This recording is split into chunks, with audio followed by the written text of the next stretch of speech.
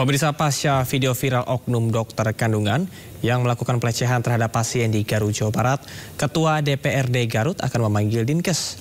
DPRD akan meminta keterangan dari instansi tersebut.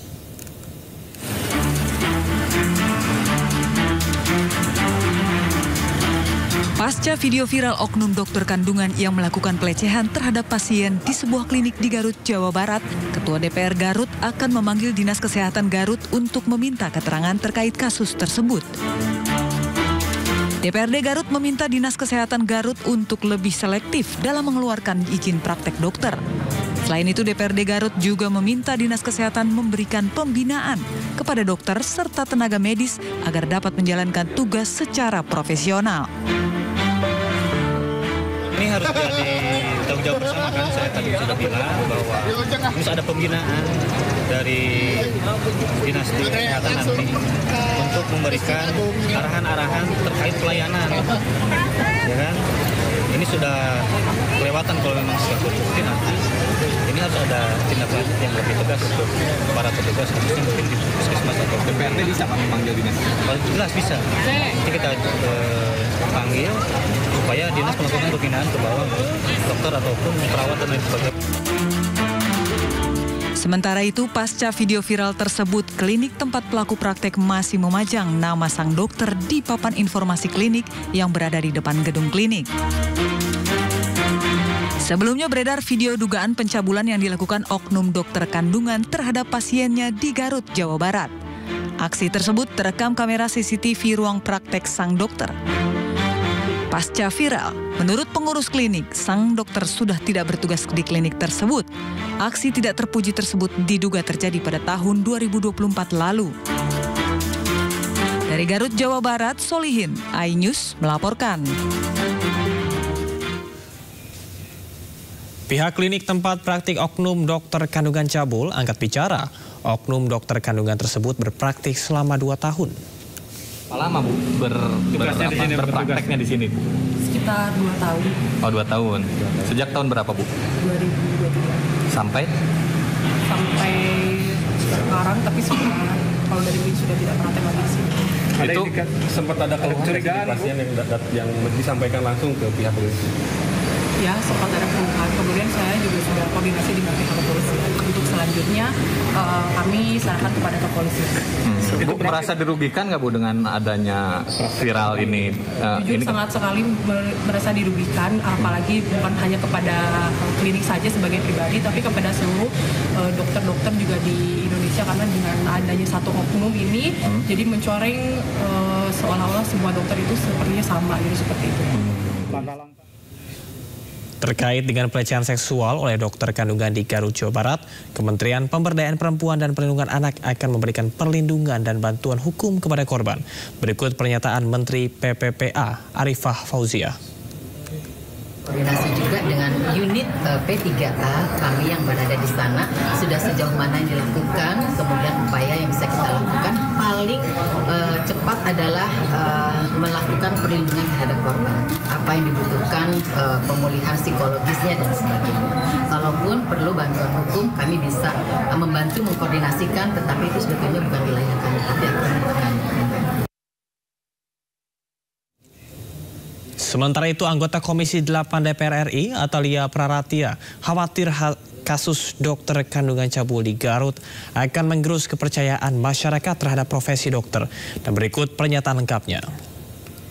Karena di tengah situasi kita sedang berupaya untuk memulihkan kepercayaan publik ya terkait dengan kasus-kasus yang terjadi sebelumnya, khususnya yang di RSHS. Kita ini sedang mencoba agar supaya masyarakat kembali pulih kepercayaan terhadap fasilitas kesehatan yang disediakan oleh pemerintah. Saya melihat bahwa ini sesungguhnya berarti yang harus dilakukan adalah bagaimana kita bisa memperbaiki masalah yang sistemik ya. Jadi kaitannya dengan pengawasan menjadi sangat penting, bagaimana kode etik profesi juga menjadi sangat penting gitu ya. Apalagi ini kan kasusnya adalah kasus relasi kuasa ya. Relasi kuasa ini yang sedang muncul belakangan ini. Ini menurut saya menjadi satu hal yang bagi perempuan seperti kami ini agak mengerikan sekali, karena profesi dokter itu adalah profesi yang kita sebut sebagai penyelamat jiwa gitu. kita datang kepada mereka itu adalah untuk berobat atau mungkin dalam situasi-situasi yang lebih sempit daripada itu, kaitannya dengan jiwa. Nah, maka tentu kita ingin memberikan semua yang bisa kita berikan, termasuk kepercayaan itu pada orang yang bisa kita percaya. Nah, ketika kasus-kasus ini muncul, ini dikhawatirkan itu akan terus menggerus kepercayaan masyarakat kepada profesi, khususnya profesi dokter. Jadi saya kira memang ruang untuk mereka bisa menyampaikan terkait dengan kekhawatiran mereka, begitu ya, itu perlu untuk disosialisasikan kembali. Nah, sebetulnya kita ini dari Kemen PPA itu punya yang namanya SAPA 129. Dari Komnas Perlindungan Anak juga ada, dan lain sebagainya juga ada, bahkan dari wilayah di Jawa Barat juga saya kira ada, begitu ya. Hanya mungkin sosialisasinya saja. Dan kadang-kadang karena kan untuk kasus yang di RSHS ini, mereka itu dibius, sehingga mereka sendiri bingung itu apakah sebetulnya yang terjadi pada diri mereka gitu. Kecuali tadi ada pendampingan dari keluarga sehingga mereka bisa mendorong agar supaya yang bersangkutan melakukan pemeriksaan mandiri dulu, kemudian apabila terjadi sesuatu dia langsung melapor begitu ya. Itu kan tentu didukung oleh orang di sekitar. Kita beralih ke informasi pelecehan seksual oleh dokter residen di Bandung. Buntut kasus pemerkosaan oknum dokter PPDS di Rumah Sakit Hasan Sadikin Bandung, program pendidikan anestesi Unpad dibekukan. Pembekuan dilakukan selama 1 bulan agar evaluasi bisa dilakukan oleh Kementerian Kesehatan.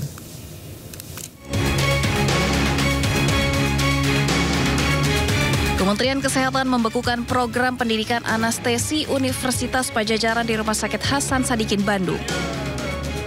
Pembekuan ini buntut dari kasus pemerkosaan yang dilakukan oleh oknum dokter PPDS kepada keluarga pasien. Pembekuan program PPDS anestesi di Rumah Sakit Hasan Sadikin Bandung berlaku selama 1 bulan untuk evaluasi. Selain itu, Kementerian Kesehatan juga akan mencabut surat izin praktik milik pelaku. Kita akan melakukan dulu anestesi di dan RSHS untuk lihat kekurangannya yang mana. Kalau kita perbaiki sambil jalan kita sedang meeting kita mau mengasah dari Kemenkes yang mudah-mudahan baru sehingga dia kasih dan ketiga ini kan bisa dicegah, ini kan masalah kejiwaan masyarakat. Nah, sekarang Kemenkes akan mewajibkan semua yang mau masuk harus tes. Sementara itu, Universitas Pajajaran memastikan bahwa program pendidikan anestesi kampus tetap berjalan. Selain RS Hasan Sadikin Bandung, Unpad memiliki rekanan dengan rumah sakit lain dalam proses pendidikan anestesi. Meski demikian, Unpad menyambut baik pembekuan program anestesi di Rumah Sakit Hasan Sadikin oleh Kementerian Kesehatan. Kami menghargai keputusan dari Kemenkes karena ini semua adalah demi terselenggaranya pendidikan yang lebih baik. Namun mungkin yang dimaksud tentu bukan menghentikan pendidikan, tetapi menghentikan rumah sakit sebagai tempat pelayanan pendidikan. Karena kan sebetulnya kalau menghentikan pendidikan itu harus dilakukan oleh universitas. Jadi sebetulnya pendidikan anestesinya tidak berhenti. Karena sebetulnya selain Rumah Sakit Sadikin, kita pun menggunakan rumah sakit lain untuk proses pendidikan. Ada rumah sakit jaring yang lain, rumah sakit Unpad dan sebagainya. Tentu di proses yang lain tetap berjalan. Jadi yang dihentikan adalah tempat pendidikannya di Hasan Sadikin. Tapi Unpad pun tentu tidak akan tinggal diam. Semua proses akan kita evaluasi. Evaluasi internal juga akan dilakukan Fakultas Kedokteran Unpad untuk memperkuat edukasi hukum dan etika profesi. Tim Liputan iNews melaporkan.